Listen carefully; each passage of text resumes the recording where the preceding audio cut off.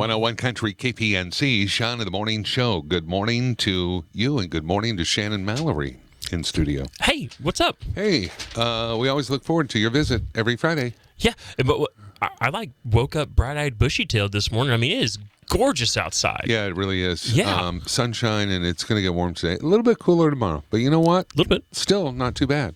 Not too bad for February. I know, right? This is February. It's Now, mid-February. here's the deal. It's not necessarily time to get out there and plant a garden yet.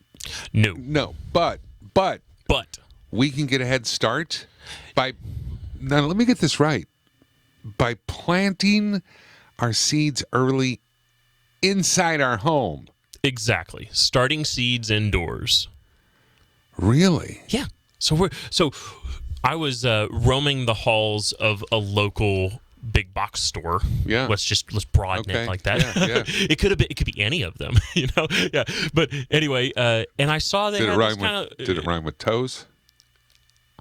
not this one. Okay, a different one. Okay, I get it. Yeah. I get it. Now, that narrows it down. Yeah. I'm picking up what you're laying down. Yeah, exactly. You smelling what I'm stepping in? Yes. Yeah, Yep. exactly.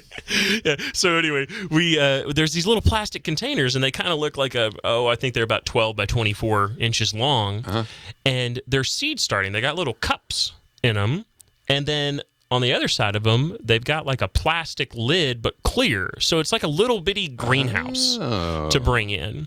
And I saw that, and they were relatively affordable. They were, less than $10 or something like that. And I thought, man, we ought to talk about starting seeds indoors. Now, what are there some that work better like this than other things? I mean, or can you just start pretty much anything? I think the biggest key is you're going to have a spot with natural light, so a big window or something like that. And then, you're going to, the good thing about these is you're going to be able to pick them up. And if it's nice out, you're going to be able to put them outside. Yeah. And if it's not nice out, get below 32 degrees or something, we're going to pick them up and pull them inside. So that's the key, is that it's a movable object with all of your seeds starting in it. Oh. Short of having a full-sized greenhouse. So do you got to be careful? Like when you're when it comes time to transplant, you're taking them from inside to outside. Like how do you do that? So April 10th to April 15th up in northern Oklahoma is usually our last freeze date. Okay. So with tiny little seedlings that we've started, the seeds that we have gotten to sprout and grow, everything went well, right? Right. And we're ready to transplant. We're going to wait until we know we're almost certain that there's not going to be another freeze event to bring them outside. Sure. And then you just transplant them into your garden like you would a normal one. You're going to break up the roots a little bit on the bottom to make sure that we don't get like circling roots or something. Sure. Yeah, but we're going to go out and we're going to transplant them to the location that we want to, in the garden or in the raised bed or something like that. I got to tell you, those circling roots, the worst. Yeah, but it just chokes the plant. Exactly. Yeah, it's not good. Yeah, girdling roots is another problem. Man. Girdling roots. Yep. Yeah. It just girdles itself. Those are pretty bad. Yep. Exactly. But anyway, so there's a little bit of a list, and I'm going to read some off. Usually there are some plants that don't do really well in transplanting. I know I had carrots on the list. Carrots don't do well transplanting. Just try to start them from seed. Can you just grow them the entire way inside? Can you just grow your carrots inside? You could. Sunlight and soil, and then watering them. The main problem with growing stuff like that inside is we end up with water or mud somewhere inside. So that's why people do the whole greenhouse where it's temperature controlled and stuff like that. Yeah. Right. But anyway, we've got broccoli does really well. Starting with a transplant. We're not growing it full size in this little thing, but transplanting it does real well. Right. A lot of our leafy greens: cabbage, Swiss chard, head lettuce, leaf lettuce, calabri. Onions. I know a lot of people love cooking with onions out there. Green peas, Irish potatoes. What? Yeah. Really? But they're the little like cut tomato seed things. Yeah. And you're going to need a little bit bigger of a cup or pot to start these, but you can start them right now. Rhubarb, spinach. Ooh, I do like spinach. What about turnips? Turnips. They actually do okay. Really? So they're one of the ones I kind of mention usually that the root vegetables don't do really, really well. Turnips kind of, they bulb, so to speak, a little later. Yeah. They don't get real bulky in there. So you've got a month and a half to start them in the little cups before they really start outgrowing that cup and need to be transplanted somewhere. Wow. So yeah, long list of them. Who knew?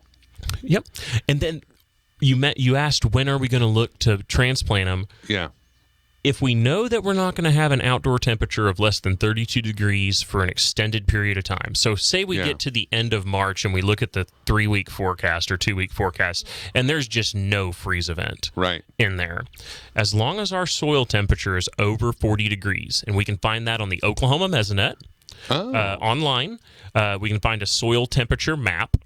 And even right now, even with our freeze event that we had, we're at 45 degrees soil temperature, which if we knew it wasn't going to freeze through the rest of February and March, which I am not sure, guys. I don't know the answer to that question right now.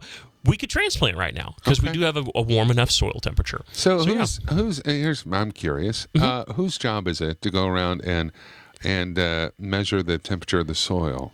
There are Mesonet stations all across Oklahoma, and it's just like a little weather station, and it collects all of that data. We actually have 3 right here around K County. There's Blackwell, north of Newkirk, and then Burbank, Oklahoma, which is just across the river in Osage County. So we've got a lot of stations around us, so it's relatively accurate for us. Okay. Yep. Nice. Very good. So if we want more information, yes, we want to learn more. And how do we get a hold of you? You can get a hold of us 580-362-3194, or meet us at least until the 15th at the K County Courthouse basement, because on the 16th we're moving. Oh, so I mentioned earlier that you were in your new location. Not yet. Almost. Not quite. But it's next week. Late next week, and then we'll be out for the livestock show. Okay. So you know what? We have one last thing to talk about. I know we're going a little long here, but I don't want to get out of here without talking about the K County Carcass contest. What? Right. They raise beef, swine, and lamb for harvest.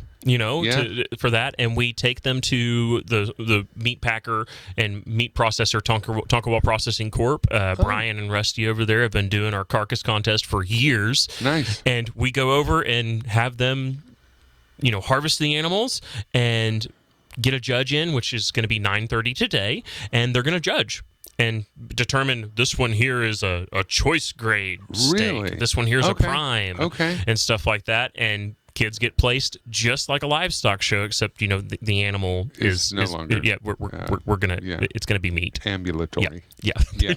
I like that word. Thank you. Thank you. All right. So that's 9:30 today. Well, good luck to everyone that has. Yes, thank you. An animal on the block there for that. Shannon, Mallory, always a pleasure. Thank you. Also look for K County Cooperative Extension Service, a division of Oklahoma State University, on all the social medias. Yep, now, all of them. Did you make TikTok? Are you on TikTok? We have not done TikTok yet. Not yet? Yeah, that would be something maybe the 4-H kids do. Yeah, they could. They probably like it. But you can find them on Facebook and the IG and YouTubes, and all of that good stuff. Twitters, maybe? On the Twitters as well. Okay. All right. Shannon, Mallory, thank you for being here. Thank you so much. It's 8:22.